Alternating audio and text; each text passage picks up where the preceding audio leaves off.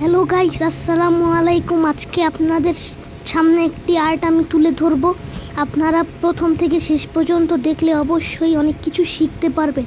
So আমি আঁকাটা শুরু করছি। ভাবে আমরা একটি ছোট ঘরের চাল দিয়ে দিব, পর নিচ দিয়ে ওয়ালের মতন করে দিয়ে দিব।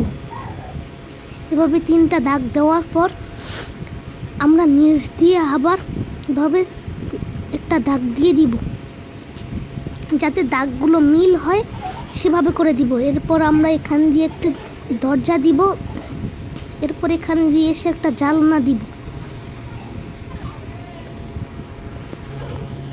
এরপর আমরা এসে এখান দিয়ে আবার একটা ছোট জানলা দিব। এরপর এই নিচ দিয়ে কুটির মতন করে বানিয়ে দিব।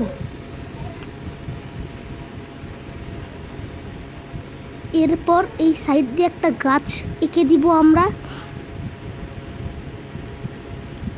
এরপর উপর দিয়ে কয়েকটা পাতা দিয়ে দিব।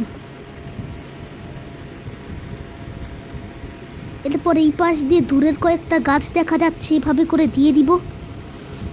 এরপর এই সাইড দিয়ে কয়েকটা গাছ দেখা যাচ্ছে, সেগুলো দিয়ে দিব।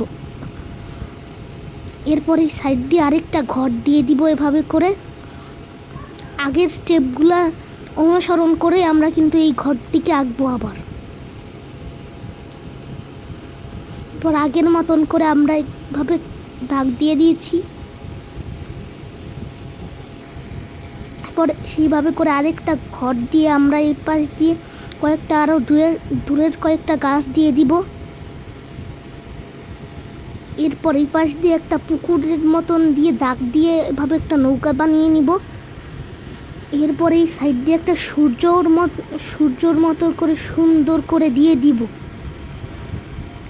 এরপর এভাবে করে আমরা দাগ দিয়ে দিব, যাতে মনে হয় এটা সূর্য। এরপর এখান দিয়ে ঘাস দিয়ে দিব।